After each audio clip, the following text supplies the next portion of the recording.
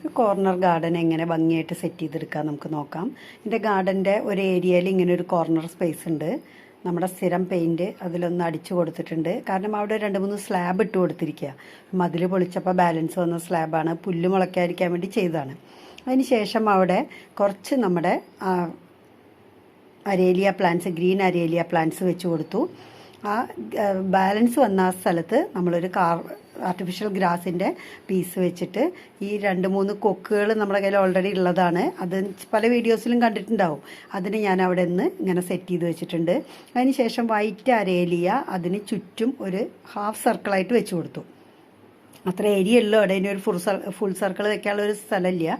ഒരു ഹാഫായിട്ട് അത് വെച്ച് അതിന് ചുറ്റുമായിട്ട് ആൾട്ടർനാന്ത്രയുടെ ബ്രൗൺ കളറ് അതും ഒരു ലെയർ നമ്മൾ വെച്ച് കൊടുത്തു. ഇത് രണ്ടും വന്നപ്പോൾ തന്നെ ആ കോമ്പിനേഷൻ ഒരു ഗ്രീൻ, ഒരു വൈറ്റ്, ഒരു ബ്രൗൺ, അത് ആ റെഡ് ഏരിയയിൽ ഇരിക്കണ ഒരു ഭയങ്കര ഒരു ലുക്കായി. അതിനുശേഷം വീണ്ടും നമ്മൾ ആ വൈറ്റ് അരേലിയയുടെ ഒരു ലെയർ വെച്ച് കൊടുത്ത് വീണ്ടും ഈ ആൾട്ടർനാന്ത്ര പ്ലാന്റിൻ്റെ ഒരു സെറ്റും കൂടെ വെച്ച് കൊടുത്തു.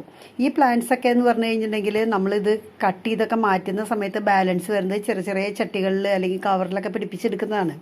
അതങ്ങനെ ബാലൻസ് വന്നപ്പോൾ താഴോട്ട് അത് കുറച്ചും കൂടെ അങ്ങനെ നീട്ടി വെച്ചു. ഇങ്ങനെ നമ്മൾ സെറ്റ് ചെയ്തപ്പോൾ ഒരു ഗുണം എന്താണെന്ന് വെച്ചാൽ ആ ഒരു ഏരിയയിൽ ഏതൊരു ഏരിയയും നമ്മൾ കോൺസെൻട്രേറ്റ് ചെയ്തിട്ട് സെറ്റ് ചെയ്യുകയാണെന്ന് വെച്ച് കഴിഞ്ഞാൽ അവിടെ നമുക്കൊരു പ്രത്യേക ഒരു ലുക്ക് ഉണ്ടാവും. അതായത് എല്ലാ ചെടികളും നമ്മളിങ്ങനെ പരത്തി വെക്കുന്നേക്കാളും നല്ലത് അതാണ്. ഇവിടെ ഞാൻ പെർമനൻ്റ് ആയിട്ട് ഒരു സൈഡിൽ ഒരു 3 ഇക്സോറ പ്ലാന്റ് വെച്ച് കൊടുത്തിട്ടുണ്ട്. അത് അധികം വലുതായിട്ടില്ല, കുറച്ച് നാളായിട്ടുള്ള വെച്ചിട്ട്. പിന്നെ കുറച്ച് വിൻക പ്ലാന്റ് ആ സൈഡിൽ കൂടെ വെച്ചിട്ടുണ്ട്. അതിനുശേഷം നമ്മൾ ഈ സ്ലാബ് ഇട്ട് കൊടുത്ത ഒരു ഏരിയയിലാണ് ഞാൻ സെറ്റ് ചെയ്തത്. കാരണം പുല്ല് വരികയാണെങ്കിൽ ഇതൊക്കെ മഴ പെയ്യുമ്പോൾ നമുക്ക് മെയിൻറ്റെയിൻ ചെയ്യാൻ നല്ല ബുദ്ധിമുട്ടായിരിക്കും. നമ്മുടെ ഇവിടെ ഒരു മതിൽ പൊളിച്ചപ്പോൾ വന്നിട്ടുള്ള ഈ സ്ലാബുകൾ ഞാനൊന്ന് അവിടെ ഇട്ട് കൊടുത്തപ്പോൾ ആ പുല്ല് വരലൊന്ന് കുറവായി. അത് അങ്ങനെയാണ് ഇപ്പോൾ ഇതിവിടെ ഈ ഒരു ഏരിയ സെറ്റ് ചെയ്തെടുത്തിരിക്കണത്.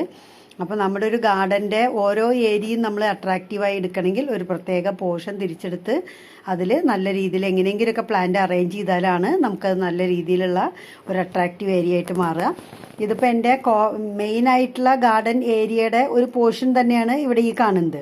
കാരണം അതിൻ്റെ എൻഡിൽ നമ്മളിതിങ്ങനെ തിട്ടൊക്കെ കെട്ടി തിരിച്ചു വന്നപ്പോൾ വന്നിട്ടുള്ള ഒരു കോർണർ പോർഷനാണിത്.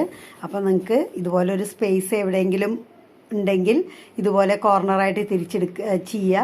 അതല്ലെങ്കിൽ നമ്മളൊരു കോർണർ സ്പേസ് എവിടെയെങ്കിലും എടുത്തിട്ട് ചെയ്ത് കഴിഞ്ഞാലും നമുക്ക് നല്ല രീതിയിലുള്ള ഒരു കോർണർ ഗാർഡൻ സെറ്റിംഗ് ചെയ്തെടുക്കാൻ പറ്റും. ഇത് ഒരേ പ്ലാന്റ്സ് തന്നെ അടുപ്പിച്ചടുപ്പിച്ച് വെക്കുമ്പോൾ അതൊരു പ്രത്യേക ഭംഗി തന്നെയാണ്. അത് അല്ലാതെ ഇപ്പം എത്ര വലിയൊരു വില കൂടിയ ഒരു പ്ലാന്റ്സ് ഒന്നല്ല ഈ കാണുന്നത്. നമുക്ക് സാധാരണ വൈറ്റ് അരേലിയ അതിവിടെ കുറച്ചുണ്ട്. നമ്മൾ കട്ട് ചെയ്യുന്ന സമയത്തൊക്കെ ചെറിയ ചെറിയ പോട്ടുകൾ പിടിപ്പിച്ചെടുത്തിട്ടുള്ളതാണ്. അപ്പോൾ നിങ്ങൾക്ക് ഈ വീഡിയോ ഇഷ്ടപ്പെട്ട് കാണുമെന്ന് വിചാരിക്കണം.